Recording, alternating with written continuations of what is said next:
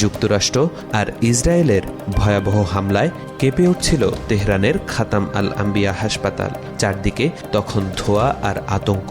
নিজের জীবন বাঁচাতে এদিক সেদিক ছুটছে মানুষ। সেই ভয়াবহ মুহূর্তে নিজের জীবনের কথা না ভেবে 3 শিশুকে বুকে জড়িয়ে নিরাপদ আশ্রয়ে নিয়ে যান ইরানি নার্স নেদা সালিমি। সামাজিক যোগাযোগ মাধ্যমে ছড়িয়ে পড়া সেই ভিডিও সারা বিশ্বে আলোড়ন সৃষ্টি করেছে। গত 1 মার্চ বেলা 11:40 হাসপাতালের পাশে যুক্তরাষ্ট্র ইসরায়েলের বোমা হামলায় প্রচণ্ড বিস্ফোরণ ঘটে।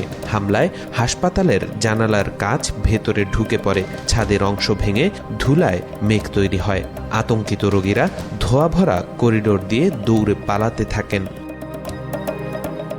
হাসপাতালের 5ম তলার শিশু ওয়ার্ডে তখন 3টি শিশু শুয়েছিল। জন্মের মাত্র কয়েক ঘন্টা পেরিয়েছে তাদের।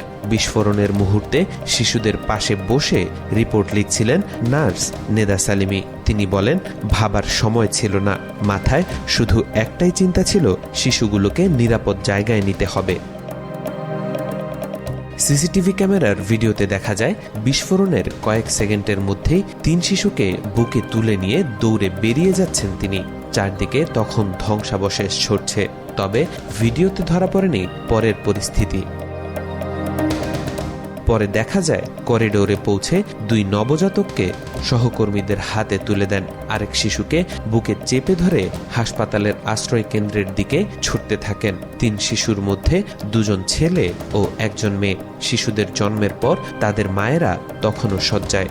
অনেকে ভেবেছিলেন তাদের সন্তান হয়তো বেঁচে নেই। নেদা বলেন, অবশেষে যখন মায়েদের খুঁজে পেলাম এবং শিশুদের তাদের হাতে ফিরিয়ে দিলাম, সেটাই ছিল সবচেয়ে সুন্দর মুহূর্ত।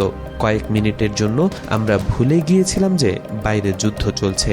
তিনি বলেন, আমি আল্লাহর কাছে কয়েক মিনিট সময় চেয়েছিলাম যাতে শিশুদের মায়ের কাছে ফিরিয়ে দিতে পারি। এরপর যদি মৃত্যু আসে তাতেও আপত্তি ছিল না। ভিডিও ভাইরাল হওয়ার পর রাতারাতি আলোচনায় চলে আসেন ইরান ইউনিভার্সিটি অফ মেডিকেল সায়েন্সে নার্সিংয়ে পিএইচডির শেষ সেমিস্টারে পড়া নেদা। প্রতিবেশীরা বাড়িতে এসে তাকে জড়িয়ে ধরে কেঁদেছেন। হাসপাতালেও ফোনের পর ফোন এসেছে। এখনও তিনি 3 শিশুর পরিবারের সঙ্গে যোগাযোগ রাখেন। 3 জনই সুস্থ আছে।